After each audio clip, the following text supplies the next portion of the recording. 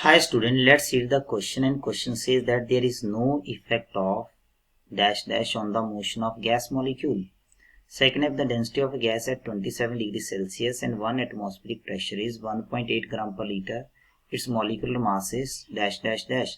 Third, if the speed of a molecule at 27 degrees Celsius is 0.2 meter per second, its speed at 927 degrees Celsius will be dash dash dash. A steel vessel of capacity 22.4 liter containing 2 gram of hydrogen, 8 gram of oxygen and 22 gram of carbon dioxide at a temperature of 0 degree Celsius, the total pressure of gas is dash dash dash. तो यहाँ पे हम बात करें, पहले तो हमारे पास की कंसेप्ट जो है वो हर किसी के लिए देखना पड़ेगा। हर किसी के लिए की कंसेप्ट जो है वो अलग अलग है। तो फर्स्ट के लिए हम की कंसेप्ट की बात करें, there is no effect on the motion of gas molecule. First के लिए हमारे पास आता है काइनेटिक थ्योरी ऑफ गैसेस। ये आपके पास है काइनेटिक थ्योरी ऑफ गैसेस। देखिए, काइनेटिक थ्योरी ऑफ गैसेस में एक पास्टुलेट्स है, इसके अकॉर्डिंग क्या है, ये पास्टुलेट्स क्या बोलता है, that is there is no effect of gravity on the motion of gas molecule. जो गैस मॉलिक्यूल हैं उनके मोशन पर जो ग्रेविटी है, ग्रेविटी का कोई भी इफेक्ट नहीं होगा। इसका मतलब यहाँ पे फर्स्ट ऑप्शन आपके पास आ जाएगा, दैट इज योर ग्रेविटी। तो यहाँ पे आ जाएगा ग्रेविटी। अब सेकंड क्वेश्चन की हम बात करें, सेकंड क्वेश्चन में हमें पूछा हुआ है डेंसिटी। तो सेकंड पार्ट की हम बात करें, यहाँ पे आ जाएगा density in terms of pressure.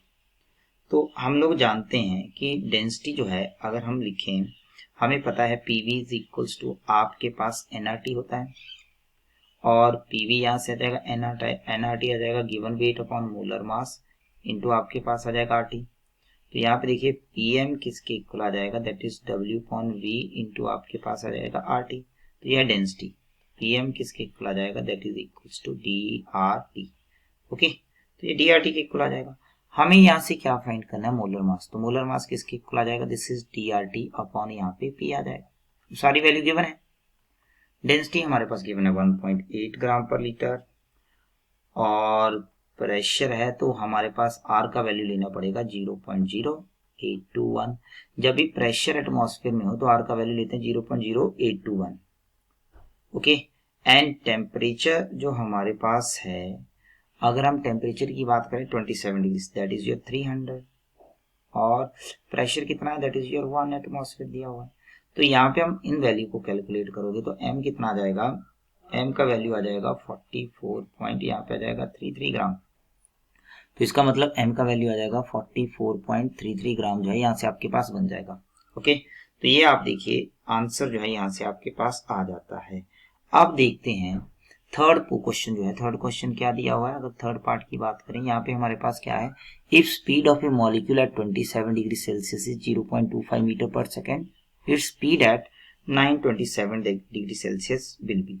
देखिए जो स्पीड है वो आपके पास है, अगर हम बात करें स्पीड क्या होती है, स्क्वायर रूट ऑफ टेम्परेचर के डायरेक्टली प्रोपोर्शनल होती है। Speed is directly proportional to square root of temperature.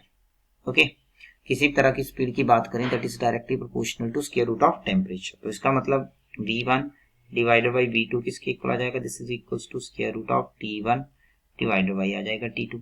हमें दिया हुआ है 27 डिग्री सेल्सियस पे स्पीड कितना है, 27 डिग्री सेल्सियस पे स्पीड कितना है 0.25। तो v1 मान लेते हैं हमारे पास यहाँ पे दिया 0.25, टेम्परेचर 27 डिग्री सेल्सियस है तो 27 plus 273 that is equals to 300 आ जाएगा।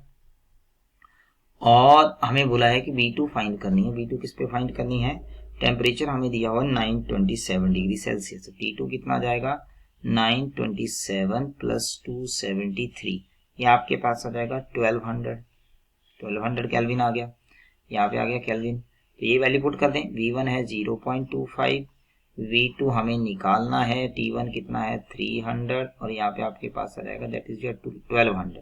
तो यहाँ पे आप देखोगा ये आपके पास आ जाएगा दैट इज योर 1/4। तो 1/4 का मतलब 1/2 आ जाएगा। तो 0.25 डिवाइडेड बाई यहाँ से आ जाएगा v2, ये आ जाएगा 1/2। तो यहाँ पे आप देखो v2 किसके इक्वल आ जाएगा, क्रॉस मल्टीप्लाई कर देंगे that is equals to 1/2 into आपके पास आ जाएगा 0.25। ओके, तो इसको अगर हम यहाँ से करते हैं, यहाँ से आप इसको कर दें, ये आपके पास आएगा 0.25 इंटू आपके पास जो है, ये आपके पास जो है दिस इज 0.25 डिवाइडेड बाई आपके पास आ जाएगा 2। तो देखिए बहुत ही सिंपल है, ये आपके पास बनेगा 0 पॉइंट, यहाँ पे आपके पास बनेगा 1 और यहाँ से आपके पास आएगा 25, तो दिस इज 0.125। तो यहाँ पे आपके पास क्या रहेगा 0.125 जो है ये आपके पास जो है यहाँ पे आ जाएगा। तो 0.125 आपके पास बन गया है, सिंपल सा केस है। ये आपके पास जो 0.125 जो है वो आपके पास यहाँ से आ जाएगा।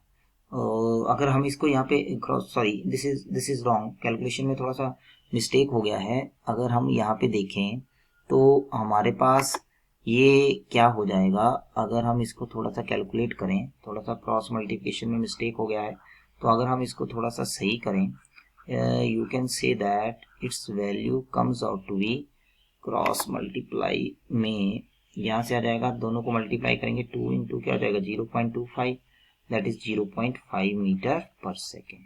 तो यहाँ पे आपके पास क्या आ जाएगा, it is your 0.5 metre per second. तो यहाँ पे जो आपके पास रिजल्ट आया है it is your 0.5 metre per second, यहाँ से आपके पास आ जाएगा। तो देखिए इसको मॉडिफाई कर दें, ये आ जाएगा 0.5 मीटर पर सेकेंड। अब देखो जो आपके पास फोर्थ वाला पार्ट है, फोर्थ वाले पार्ट में क्या दिया हुआ है कि हमें फाइंड करना है टोटल प्रेशर ऑफ गैस। हमें वॉल्यूम दिया हुआ है, यहाँ से हम नंबर ऑफ मोल्स निकाल सकते हैं। तो इसका की कंसेप्ट होगा ideal gas equation, PV is equal to nRT। यहाँ पे हमें प्रेशर निकालना है, that is equal to nRT divided by क्या आ जाएगा, दैट इज योर वॉल्यूम। तो देखिए ये हमें थोड़ा सा करना है। तो देखिए सबसे पहले हमें देखने पड़ेंगे number of moles of hydrogen. Number of moles of hydrogen कितने हैं, गिवन वेट कितना है 2 डिवाइडेड बाई 2 कितना आ जाएगा, दैट इज 1। और number of moles of oxygen कितना आ जाएगा, दैट इज 8 और डिवाइडेड बाई आपके पास आ जाएगा दैट इज योर 32। तो ये आपके पास आ जाएगा 0.25 यहाँ से बन जाएगा।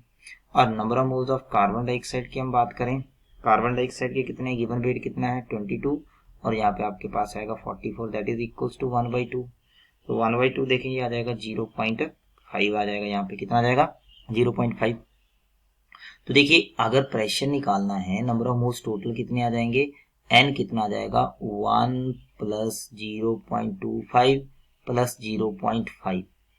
ओके, तो टोटल मोल्स आ गए 1.75 आ गया। तो प्रेशर निकालना, मोल्स आ गए 1.75 और R का वैल्यू आपको पता है जब भी हम प्रेशर निकालते हैं तो ये होता है एटमॉस्फेयर में 0.0821 लेना पड़ेगा।